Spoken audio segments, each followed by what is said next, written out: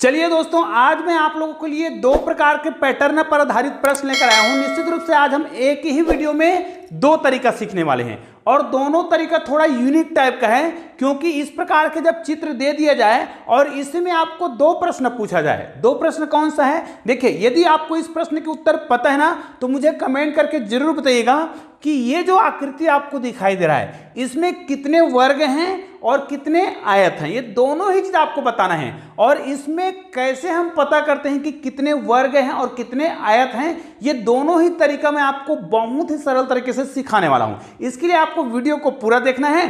Channel में नए हैं तो चैनल को सब्सक्राइब कर लेना है और इस वीडियो को अधिक से अधिक शेयर करना है। और हाँ, हमारे हौसला को बढ़ाने के लिए एक प्यारा सा कमेंट जरूर कर दीजिएगा। चलिए अब इस प्रश्न को देखते हैं कि भाई इसमें कितने वर्ग हैं और कितने आयत हैं। निश्चित रूप से इस प्रकार के प्रश्नों को जब आप बनाते हैं ना, तो उसके लिए आपको बेसिक नियम जानना बहुत जरूरी है। उसके लिए चलो मैं आपको थोड़ा सा बेसिक तरीका सिखा देता हूं कि जब हम वर्ग की बात करते हैं और आयत की बात करते हैं तो दोनों ही तरीका हम बहुत आसानी से सीख सकते हैं। देखिए, यहां पर मैंने एक वर्ग बनाया है।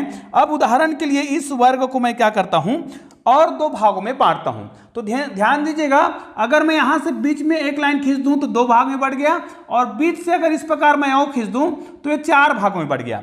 अब इसमें अगर मुझे वर्ग भी बताना है और आयत की संख्या भी बताना है तो ये ध्यान से देखिएगा, मैं आपको जो तरीका बता रहा हूं ध्यान। सबसे पहले आपको एक चीज हमेशा याद रख लेना है कि आयत का जो साइज होता है वो कुछ इस प्रकार का होता है, जिसमें आप देख सकते हैं लंबाई और चौड़ाई जो है बराबर नहीं है। लेकिन वर्ग में क्या होता है, लंबाई और चौड़ाई जो होता है एकदम बराबर होता है। मतलब इसकी चारों भुजा बराबर होता है और इसमें केवल आमने सामने की भुजा बराबर होता है। मतलब ये दोनों बराबर है और ये दोनों बराबर होगा। इसमें चारों भुजा क्या होता है, आपस में बराबर होता है। इसको हम क्या बोलते हैं, वर्ग बोलते हैं और इसको हम क्या बोलते हैं, आयत बोलते हैं। अब ध्यान दीजिए, ये जो वर्ग है, वर्ग जो है इसके चारों भुजा बराबर होते हैं, इसलिए वर्ग को हम आयत भी बोल सकते हैं। ठीक है, लेकिन ऐसा नहीं है कि आप आयत को वर्ग नहीं बोल सकते। आयत जो है वर्ग नहीं होता है। ठीक है, आप आयत को वर्ग नहीं कह सकते, लेकिन एक वर्ग को हम क्या कह सकते हैं, आयत कह सकते हैं। लेकिन आपको इसको समझ लेना है बेसिक तरीका से कि अगर हम आयत का काउंट कर रहे हैं उसको हम वर्ग में काउंट नहीं करेंगे, लेकिन जो वर्ग है उसको हम आयत में काउंट करेंगे, क्योंकि हम जानते हैं कि सभी वर्ग जो है वो आयत तो होता है, लेकिन जरूरी नहीं है कि जो सभी आयत हैं वो वर्ग हो। तो इस बेसिक कॉन्सेप्ट को आपको समझ लेना है। अब इसमें मुझे बताना है कि वर्ग कितने हैं। तो भाई यहां पर मैं आपको जो तरीका बता रहा हूं उसको ध्यान से देखिएगा और बहुत आसानी से आप इसको समझ लीजिएगा। सबसे पहले मैं आपको वर्ग वाला ट्रिक बता रहा हूं। जब भी आपको वर्ग को काउंट करना हो तो वर्ग मतलब क्या है, वर्ग में आप क्या करिएगा, वर्ग से ही स्पष्ट है कि आपको वर्ग करना है। कैसे वर्ग, हालांकि वर्ग करना नहीं, लेकिन अगर ये सममित होता, समान होता, जैसे जितने वर्ग इधर हैं उतने ही वर्ग अगर इधर भी होता, ठीक है, तो आपको क्या करना है, ध्यान दीजिएगा। यहां पर देखिए मुझे वर्गों की संख्या बताना है, तो यहां पर देखिए, यहां पर एक और यहां पे दो और यहां पर भी क्या होगा, एक के बाद यहां पर दो होगा। आपको क्या करना है, अगर ये सममित है, सममित का मतलब है दोनों साइड से क्या है, ये बराबर है। ठीक है, तो आपको क्या करना है, जो भी संख्या आपको दिख रहा है, जैसे एक और दो लिख रहा है, तो आप क्या करिएगा, एक लिखिए, दो लिखिए, इसका वर्ग कर दीजिए, इसका भी वर्ग कर दीजिए। एक एक कम एक होगा और दो दूनी चार होगा, दोनों को जोड़ दीजिए, चार और एक कितना होगा, पांच होगा। तो भाई इसमें पांच वर्ग होंगे। अब कहोगे कि पांच कहाँ है, तो भाई एक ये खुद है, ये दूसरा है, ये तीसरा वर्ग है और ये चौथा है और ये जो बड़ा सा और आपको दिखाई दे रहा है, तो टोटल कितने वर्ग हो गए, पांच वर्ग हो गए। कब, जब ये सममित हो तब। लेकिन असममित हो, अगर यहां पर एक और इस प्रकार दे दिया जाता, ऐसा और दे दिया जाता, और इसमें देखिए, इसमें हम क्या करते हैं, ये असममित वाला आकृति हो गया। मतलब यहां पर इधर तो तीन वर्ग हैं लेकिन इधर केवल दो ही वर्ग हैं, तो इसमें वर्गों की संख्या कितना होता, तो वो मैं बताऊंगा अगले वीडियो में, क्योंकि पूरा बेसिक कॉन्सेप्ट आज मैं आपको समझाने वाला हूं। लेकिन इसमें यदि हम आयत की गणना करते, अब आयत किसे कहते हैं तो समझ गए हैं कि आयत हमारे पास कुछ इस प्रकार का आकृति होता है, उसको हम क्या बोलते हैं, आयत बोलते हैं। ठीक है, अब यहां पर अगर मुझे आयत दिया होता, इस प्रकार कुछ संख्या दे दिया जाता, तो मैं इसमें आयत आसानी से कैलकुलेट कर सकता हूं। लेकिन इसमें मुझे वर्ग कैलकुलेशन करने के लिए कहा जाता, तो इसमें हमें कहीं पर भी कोई भी वर्ग दिखाई नहीं दे रहा है। लेकिन इसमें वर्ग भी है और इसमें आयत भी छुपा हुआ है। तो आयत का जब आपको गणना करना हो, उदाहरण के लिए इसमें मुझे आयत की गणना करना होता, तो मैं क्या करता, इसको लिख लेता 1, 2 और 3, ठीक है। उसके बाद 1 के बाद यहां पर क्या लिखते हैं हम, 2 लिखते हैं। अब आपको क्या करना है, ऊपर से नीचे अधिकतम संख्या लिख लीजिए, उसके बाद इसको क्या कर दीजिए, जोड़ दीजिए। जोड़ेंगे तो 2 और 1 कितना हो जाएगा, 3 हो जाएगा। इसको भी आपको जोड़ देना है, 3 और 2 5 और 1 कितना हो रहा है, 6।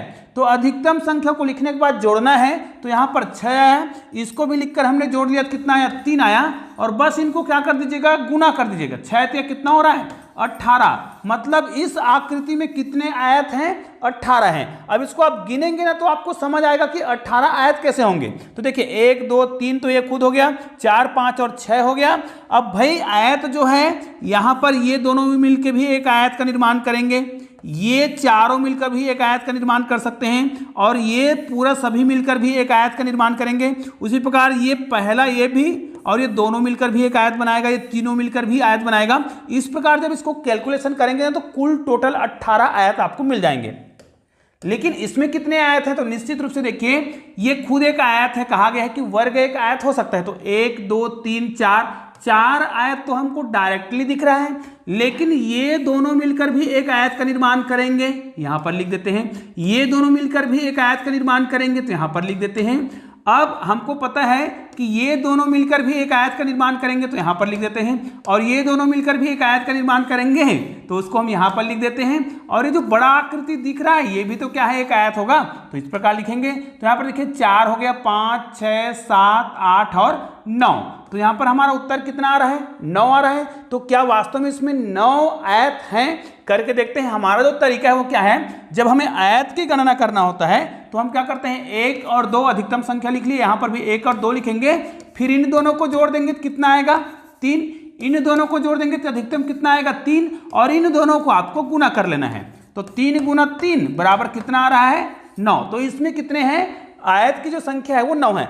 अब आपको बेसिक कॉन्सेप्ट यदि समझ आ गया है तो इस चित्र में हमें कितने वर्ग हैं और कितने आयत है बताने में कोई भी परेशानी नहीं होगी। चलिए अब इसका हम वर्ग और आयत की संख्या को बताते हैं। तो चलिए, हमें दिख तो रहा है कि सभी वर्ग आकार के हैं, तो इसमें कितने वर्ग है इसको हमें पता करना हो तो हम क्या करेंगे, यहां से काउंटिंग करेंगे, 1 2 3 4 5 और 6। यहां पर लिखेंगे 1 के बाद 2 और यहां पर 3। अब देखिए यदि मुझे वर्ग को कैलकुलेट करना हो, तो मैंने तरीका बताया है। आपको क्या करना है, यहां पर अधिकतम संख्या ले लेना है अगर ये सममित है तब। लेकिन अगर ये असममित है, क्योंकि यहां पर देखिए 6 वर्ग हैं और यहां पर 3 वर्ग हैं, मतलब ये सममित आकृति नहीं है, असममित वाला है। तो असममित वाला में कौन सा ट्रिक अपनाएंगे, अगर ये सममित होता, यहां तक होता, तो हम क्या करते, 3 का वर्ग करते, 2 का वर्ग करते, 1 का वर्ग करते, सबको हम जोड़ देते, हमारा उत्तर आ जाता। लेकिन यहां पर अधिकतम संख्या 6 दिया है ना, तो अधिकतम संख्या को लिख लीजिए।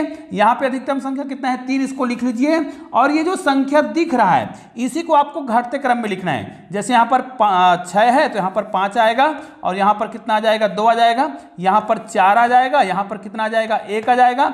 तब तक जाएंगे जब दोनों में से किसी एक संख्या में 1 ना आ जाए। तो इधर 1 आ गया है तो हमारा काम हो चुका है। अब हमें क्या करना है, इतने भाग को डिलीट कर देते हैं। अब हमें क्या करना है, इनको सीधा गुना कर देना है। गुना करने के बाद हमारा जो उत्तर आएगा, तो 6 तिया कितना हो रहा है, 18, ठीक है। 5 दूनी कितना हो रहा है, 10, और 4 एकम कितना हो रहा है, 4। इन सबको आपको जोड़ देना है, तो 8 और 4 कितना हो रहा है, 12 हो रहा है, ठीक है। 8 4 12 हो गया, हासिल 1 चला गया, तो यहां पर कितना आ गया, 8 4 12 का 2 हासिल 1, ठीक है।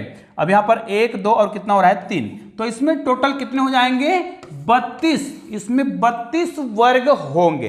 अब इसको आप पूरा गिन कर देख भी सकते हैं। देखिए यहां पर 6 हैं, यहां पर 6 वर्ग तो इधर हो गया, 6 वर्ग इस लाइन में होगा और 6 वर्ग इस लाइन में भी होगा।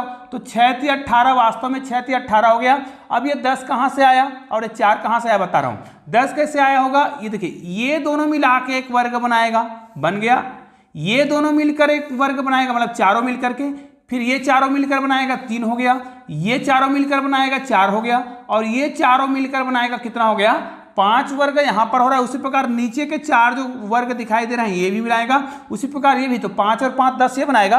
अब ये 4 वर्ग कहां से बन रहा है, तो देखिए ये जो बड़ा संख्या दिख रहा है ये चारों मिलकर के एक वर्ग बनाएगा, उसी प्रकार ये चारों मिलकर के एक वर्ग बना देगा, उसी प्रकार ये चारों मिलकर के एक वर्ग बना देगा, उसी प्रकार ये चारों मिलकर के एक वर्ग बना देगा, और लास्ट में याद रखना ये सभी संख्या मिलकर के वर्ग नहीं बनाएगा। तो टोटल कितना हो गया 4, अर्थात सभी को जोड़ेंगे तो 32 इसमें क्या मिलेंगे, वर्ग मिलेंगे। अब इसी में हमें आयत को कैलकुलेट करना है, तो आयत को कैलकुलेट करने का तरीका क्या है, 1 लिखेंगे, 2 लिखेंगे, 3, 4, 5 और 6, यहाँ पर 1, 2 और 3, इनको आपको जोड़ लेना है। जोड़ लेंगे तो 3 और 2 5 और कितना हो रहा है, 6 हो रहा है। हमको इसको जोड़ना रहता है, फिर इसको हम जोड़ेंगे, इनको इधर से जोड़ लेंगे, तो ठीक है, इन दोनों का जोड़ेंगे तो 3 हो गया, 3 और 3 6, 6 4 10, 10 और 5 15, 15 और 6 कितना हो रहा है, 21 हो रहा है। इनको आप जोड़ कर देख सकते हैं, 6 5 11 होता है, 11 में 4 जोड़ेंगे तो कितना हो जाएगा, 15 हो जाएगा, 15 16 17 18 19 20 और 21। बस आपको क्या करना है, इन दोनों को मल्टीप्लाई कर देना है। कब,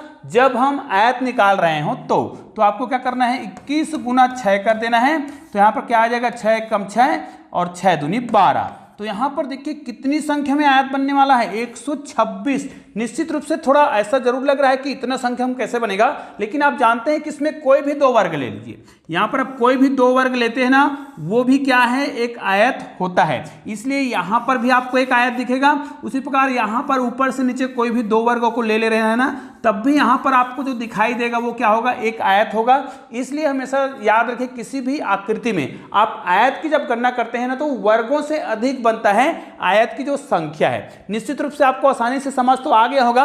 अब यहां पर हम कुछ और उदाहरण देख लेते हैं। इसमें देखिए ये सममित है, अब इसमें मुझे वर्ग गणना करना हो तो भी और आयत करना हो तब भी, 1 2 और 3 4 5 सॉरी यहां पर क्या करेंगे, यहां पर भी 2 हो जाएगा, यहां पर 3 हो जाएगा। अब वर्ग गणना करना है, ये सममित आकृति है, तो आपको क्या करना है, 3 का वर्ग करना है, 2 का वर्ग करना है, 1 का वर्ग करना है, और इसको सिंपल सा क्या कर देना, जोड़ देना, 3 3 9 2 दूनी 4 और 1 कितना हो गया, यहाँ पर 9 4 13 और कितना हो रहा है, यहाँ पर 14। मतलब यहां पर 14 क्या हो जाएंगे, वर्ग होंगे, क्योंकि वर्ग में वर्ग करके जोड़ना रहता है अगर वो सममित आकृति है तब। और इसी में यदि हमें आयत की गणना करना होता तो हम क्या करते, इनको जोड़ते, तो यहां पर क्या होता, 2 और 1 3, और यहां पर कितना होता, 3 और 3 कितना हो रहा है, 6, यहां पर भी कितना हो जाएगा, 6 होगा। इन दोनों को गुना करेंगे तो 6 6 का 36। यहां पर देखिए आयत की संख्या हमेशा वर्गों की संख्या से अधिक होता है, क्योंकि हम जानते हैं कि वर्ग को हम आयत बोल सकते हैं, लेकिन आयत को हम वर्ग नहीं बोल सकते। तो ये भी समझ आ गया।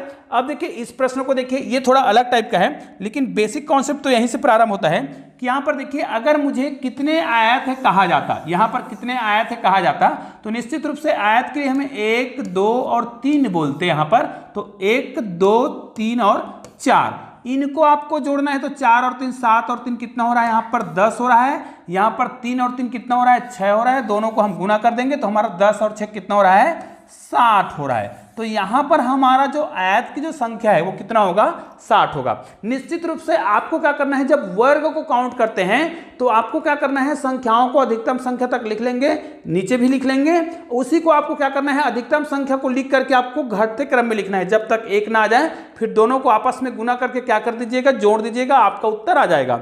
और आयत का गणना करना है तो बड़ा सिंपल से है, संख्या को पहले से जोड़ लीजिए, उसके बाद गुना कर दीजिए। निश्चित रूप से यह वीडियो बहुत ही उपयोगी है, इसलिए इस वीडियो को अधिक से अधिक शेयर जरूर कीजिएगा। चलिए दोस्तों, मिलते हैं एक और बेहतरीन वीडियो के साथ, तब तक के लिए जय हिंद जय भारत।